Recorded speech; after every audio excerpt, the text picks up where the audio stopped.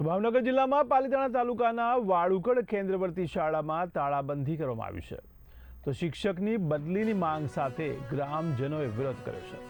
તો શાળાની બહાર તાળાબંધી કરવામાં આવી અને સૂત્રોચ્ચાર પણ કરાયા। તો નરેન્દ્ર ત્રિવેદી નામના શિક્ષકની બદલી કરવાની માંગ કરાઈ છે। તો શિક્ષકના વર્તન અંગે વાલીઓ દ્વારા આક્ષેપ કરવામાં આવ્યા છે। તો માંગ ન સ્વીકારાય ત્યાં સુધી શિક્ષણ કાર્ય બંધ રાખવાની પણ ચીમકી ઉચ્ચારવામાં આવી છે। તાળાબંધીનું એક જ કારણ છે, કેટલાય મહિનાથી રજૂઆતો છે કે ભાઈ શિક્ષકો ઘટે છે। આજથી 2 મહિના પહેલાની વાત છે તો 4 શિક્ષકો હાલમાં ઘટે છે અને એક સાહેબની બદલી કરાવવાની છે, તો કોઈ ધ્યાન આપતું નથી। અને તાળાબંધીનું કારણ એક જ હોય ગમે તે ગામમાં કે ભાઈ આવડો તાળાબંધી ક્યારે કરવી પડે, કોઈ અધિકારી કોઈ કાંઈ આપણું સાંભળે નહીં તો તાળાબંધી કરવાની હોય, નકર તો અમે ત્યાં જઈને લેખિતમાં રજૂઆત આપીએ જ છીએ, પણ હજી આનું કોઈ પરિણામ મળેલ નથી। આનો નિવારણ ન આવે ત્યાં સુધી તાળાનો ગેટ ખોલવાનો નથી। વિદ્યાર્થીઓ અભ્યાસ કરે અંદાજે છે 400 છે, 400 આજુબાજુ। તાળાબંધી કરવાનું કારણ એક જ છે કે એક શિક્ષકના લીધે, કોણ?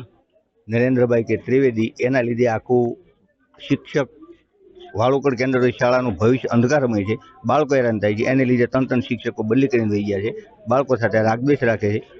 આ બધી ઘણા પ્રશ્નો હોવાને લીધે અમારે એની બદલીને 6 મહિનાથી આ બધું અમે પ્રોસેસ ચાલુ હતી। અરજી વાંધો શું છે? ગ્રામજનોને વાંધો એ જ છે કે બાળકોનું શિક્ષણ બગડે, બાળકો વારોતારો રાખે છે, બરાબર। આજે એની પ્રિન્સિપાલ તરીકે પદ ઉપર હતા, એને પદમાંથી ઉતારવા માટે અમે જે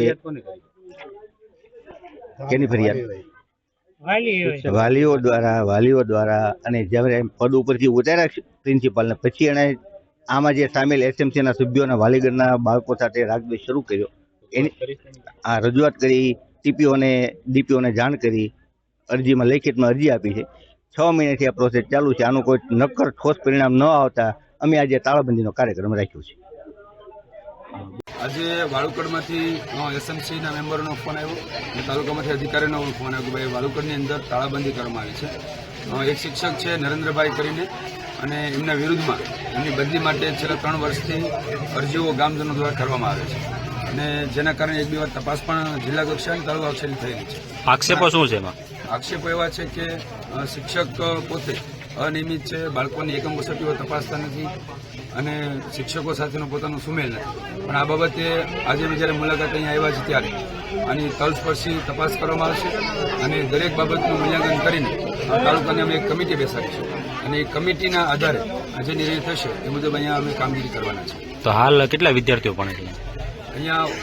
6 થી 8ના કેમ્પસની અંદર 200 જેટલા વિદ્યાર્થીઓ અભ્યાસ કરી રહ્યા છે। અમને ગાડું શીખવાડે છે અને રોડે એમ કે છે કે તમારે ઓઈલા લઈને વહી આવજો। પછી નરેન્દ્ર સાહેબ પછી એમ કે અમે કાતરું મારે હામ અને એમ કે રિઝલ્ટમાં તમારે હજી તમારું રિઝલ્ટ અમારા હાથમાં છે, અને એમ કે છે કે એટલે તમે લાલ લીટો મારી દે ને તો તમને એક શાળામાં એડમિશન નહીં મળે।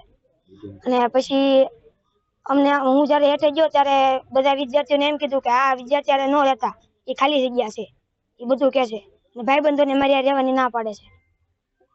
ભૂમિ છે, મારો વતન છે, અને ગામના લોકો છે એ સૌ મારા ભાઈઓ છે, ભાઈઓથી વિશેષ છે। બાળકો છે એ મારા પોતાના બાળકો, મારા પરિવાર, હું બાળકોને માનીને પ્રેમ આપું છું, લાડ આપું છું, ઇવન મારા પૈસા પણ પોતા બાળકો માટે ખર્ચું છું। શાળામાં શિક્ષકોની ઘટ તો અત્યારે અપરમાં 2 ની છે। ગ્રામજનો કે છે વિદ્યાર્થી સાથે તમે રાગદ્વેષ રાખો, શું કહે છે? આ તદ્દન અસત્ય વાત છે। આ વાત જે છે એ હું એના માટે જૂઠું એવો શબ્દ નહીં બોલું, પરંતુ અસત્ય વાત, કારણ કે ગામ જ મારું પરિવાર છે, તો હું બાળકો છે એ તો મારો વિશેષ પરિવાર છે। આક્ષેપો કરે છે, આક્ષેપો લઈને શું કહે છે? કયા મને ખબર નથી કે આક્ષેપો કરે છે શિક્ષક રાખે છે? નહીં, એવી બાબત મને કઈ ખબર નથી।